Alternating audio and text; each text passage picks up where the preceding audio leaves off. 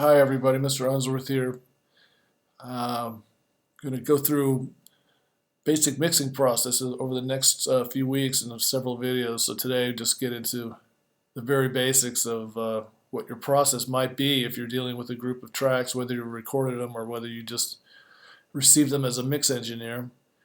Today we'll deal with it sort of like we were receiving it as a mix engineer. We haven't gone through the whole process. We're just hearing a group of tracks, a tune, and we're trying to deal with getting it mixed. So what's the process? Of course, the first step is to listen, think about what instruments you've got and the sections of the song. That's basically the first things that you should do. Obviously, listen to it multiple times and kind of think about what you're dealing with. So we're dealing with a tune today called Purgatorio. It's a sort of a salsa tune. The instruments we got are percussion, like 10 tracks of percussion, one track of bass, a stereo piano, those two, a bunch of horns, saxophone, like 4 trumpet tracks, a flute track, 2 flute tracks actually, trombone, and then 4 tracks of vocal, and a bunch of bowed strings, violins, like 5 tracks of violins, 2 tracks of viola, and 2 tracks of bass, all bowed. So it's like a little string section. That's what you got in this song. It sounds something like this.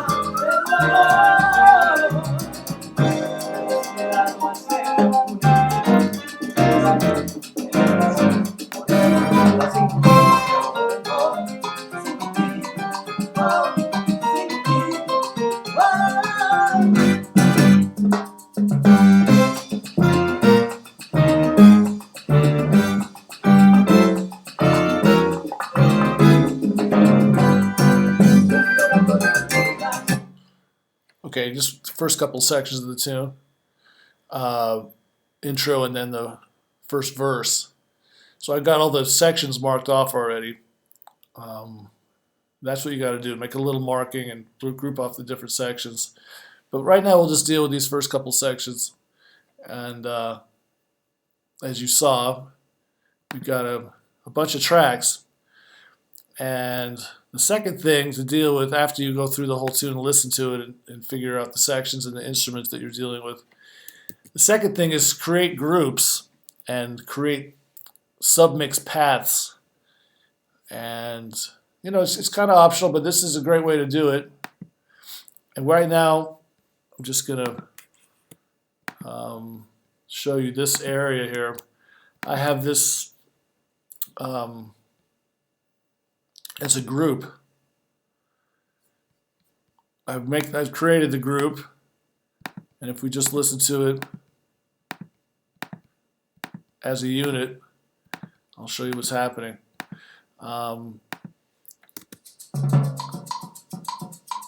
We've got it sent as a bus on the output and into the input here, and we've got a submix fader, stereo fader. So the main part of the foundation of this tune is percussion tracks with bass. So I've got them grouped together. Now you can make the whole thing louder or get rid of the whole thing with one fader. And then you can also put plugins on that one insert and have a compressor or whatever on the whole unit. How do you create a group? Let's go through that. I did it already for the percussion and I put the bass in with the percussion. But you don't have to do that. And then, of course, once you do create the group, the faders are all going to move together until you hit that spot over here in the group area. If you have it in gray, then it's working. If you have it not in gray, then you can move individual faders without the group. So that's a pretty cool thing about Pro Tools. And all the other software will have something similar. So let's make a group of horns. So the piano's right here, but we'll leave that as it is. And we'll make this little group. So you select all the horn tracks, and then you go up under track, and then put group. And we'll make that group here. And then we want to do this. We're going to create a bus on those tracks that's not being used for anything else.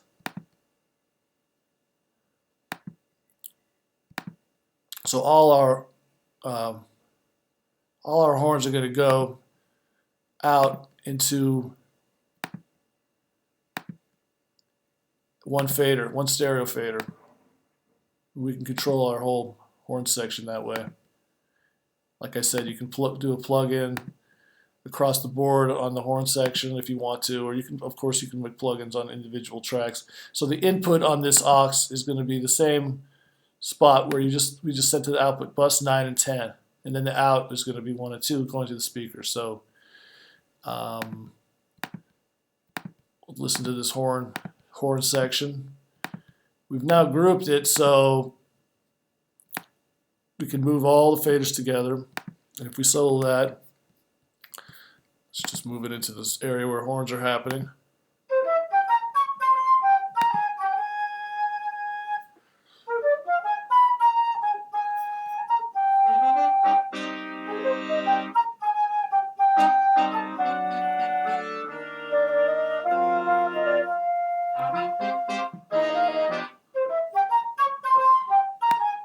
So we can get rid of that whole thing right there, or just by not having it, you can actually just mute the whole section, and that's one of the main points of it. So you go through and do that with all your groups, and on this particular tune, I think we're going to have 4 groups. It's going to be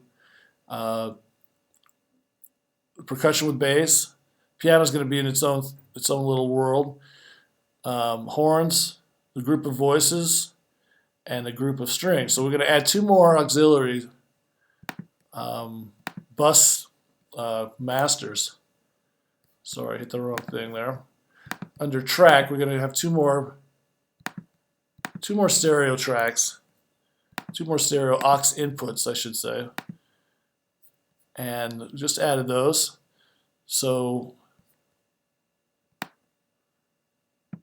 move them down, and then we're going to move one right here. So we'll have one for the voice and one for the strings.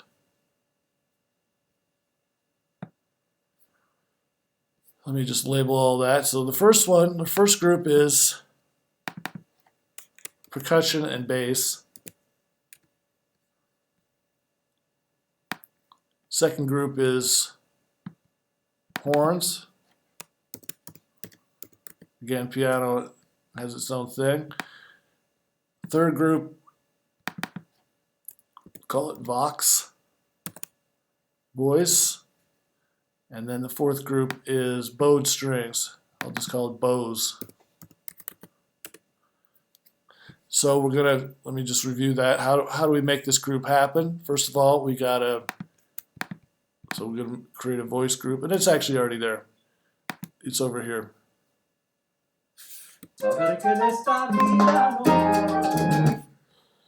So, but to create the bus,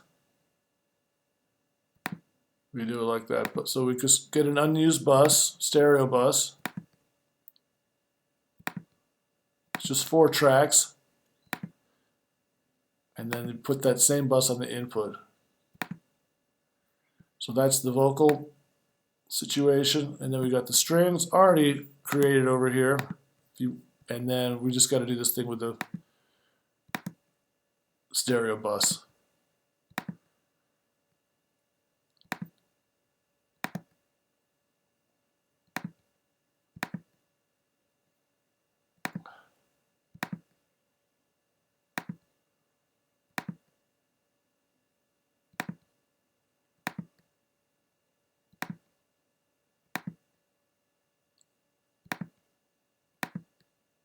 Last one, and then the input, same bus, 13 and 14.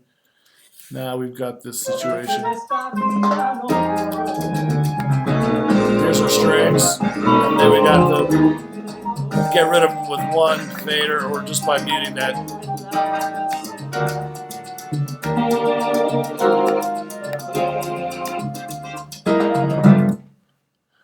Okay, so that's lesson number one. And go back to the sheet here.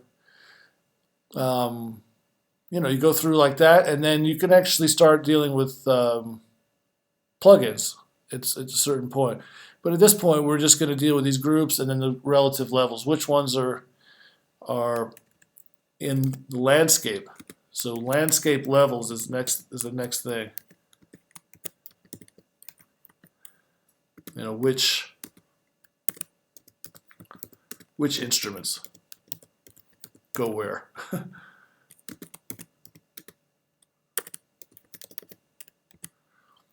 Okay, that's enough for today. We'll get into more soon. Everybody stay well.